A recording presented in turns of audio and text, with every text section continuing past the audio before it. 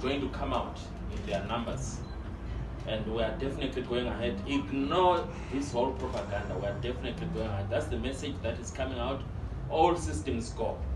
And it's very important for everyone out there to know that we are not even thinking twice. We are very clear, emphatically clear, that on Friday we are going ahead. We are going ahead. And not just on Friday. It's just the launch date. It's a series. It's a permanent process until we resolve issues. So as some of you have heard, we are definitely going ahead on Friday in Harare, on Monday in Bulawayo, on Tuesday in eGweru, on Wednesday in Masvingo, and on Thursday in Mutare, and we'll continue to roll out town by town, city by city. So this is a nationwide strategy to allow all Zimbabweans across this country to freely express themselves.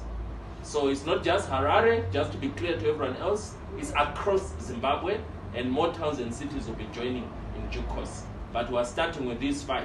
We're starting with Harare, Bulawayo, eGweru, Masvingo, and Mutare.